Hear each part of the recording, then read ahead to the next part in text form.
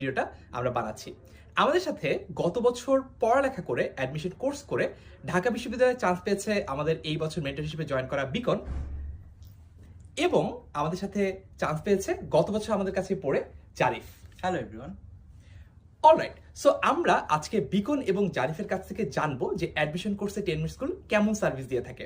প্রথম প্রশ্ন আমি করব বিকনের কাছে, যে বিকন আমাদেরকে বলবে যে আমাদের অ্যাডমিশন কোর্সের সবচেয়ে ভালো ফিচার ওর কাছে কোনটা মনে হয়েছে।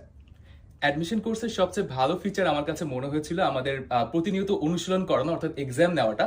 কারণ এক্সাম নেওয়ার মাধ্যমে দেখা যেত যে আমি আমার ভুলগুলো বুঝতে পারতাম এবং কতটা কম সময়ের মধ্যে নেগেটিভ মার্কিং এর ফাঁদটা এড়িয়ে কিভাবে পরীক্ষায় ভালো রেজাল্ট করা যায় সেই প্র্যাকটিসটা আমার 10 মিনিট স্কুলের বি ইউনিট কোর্স থেকে হয়ে যেত।